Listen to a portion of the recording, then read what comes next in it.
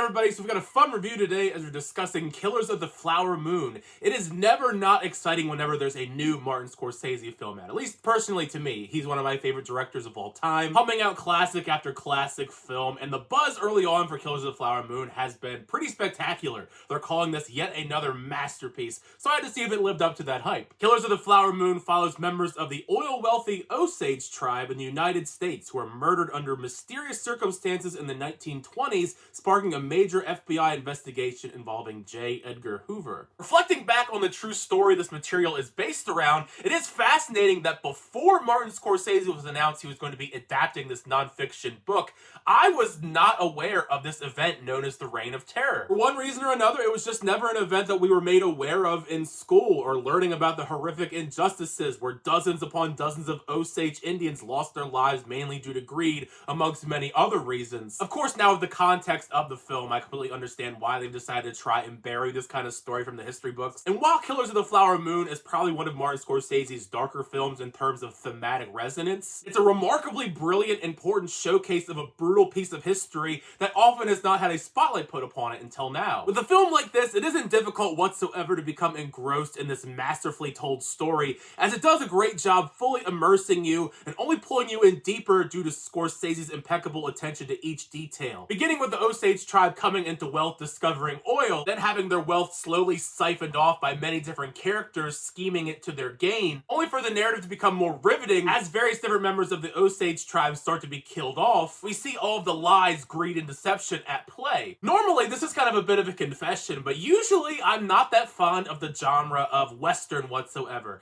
Not that it's bad or anything, I have watched a lot of the classics. It's not the genre that I gravitate towards all of that much, and this is probably the closest that Martin Scorsese's ever gotten to the genre of Western, but there are a lot of elements at play here where I wouldn't necessarily say it's strictly a Western. Dabbling a bit into other genres like crime thriller, because it does still manage to showcase Martin Scorsese's signature flair of crime thriller gangster elements with masterful levels of tension. With the sheer amount of atrocities inflicted on the Osage tribe at large, the film is never afraid to showcase that violence, but also manages to highlight a lot of empathy in its portrayal of the tribe that added so much more emotional weight to the narrative being told. It's a very painful story. It isn't a shock at this point with an all-star cast that Martin Scorsese assembles. The majority of the performances are quite stellar. Brendan Fraser, Jesse Plemons. The three biggest standouts to me personally are Robert De Niro, Leonardo DiCaprio, and Lily Gladstone. The pairing of Robert De Niro and Martin Scorsese, it's just fireworks on screen,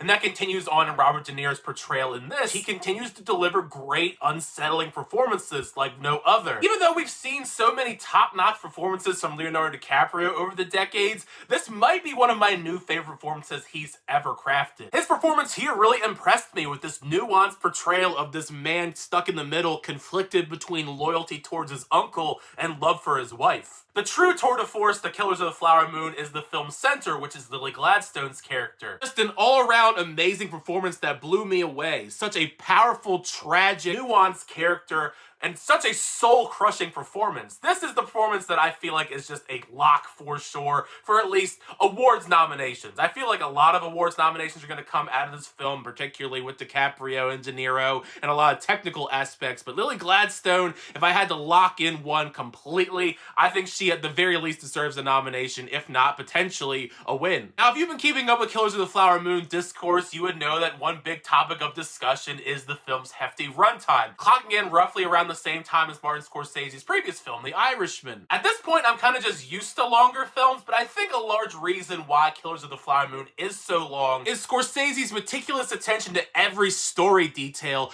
highlighting loads of material, the injustices, greed, violence, power imbalances, and an overwhelming amount of moral depravity that developed this conspiracy around this genocide in the 1920s. I do completely understand that everybody has a different tolerance towards very long movies, but I would say personally, despite the hefty runtime, I never found myself to be that bored. Quite the opposite, actually. With every twist and turn in the story, it keeps you engrossed due to the performances being so spectacular and just the overall scope and scale of what you're watching. This movie does carry a hefty $200 million price tag, and you can see basically all of that put on the screen with the talent and also just the visuals involved. It's a spectacular looking film. In conclusion, I feel like Martin Scorsese has once again knocked it out of the park with Killers of the Flower Moon. It's a riveting showcase of emotion that immerses you in an important injustice in history that'll leave a long-lasting impression after viewing, especially due just the way the film ends. It's an extremely powerful ending that still kind of is lingering with me now, as far as I want to do a little bit more research on the topic. I'm very tempted to go and pick up the actual book just because this story was so interesting, and I can see now why Martin Scorsese wanted to do a film adaptation of it. If there's a theater around you showing the film, I highly recommend going and checking it out. Despite the hefty runtime, I think you won't be disappointed.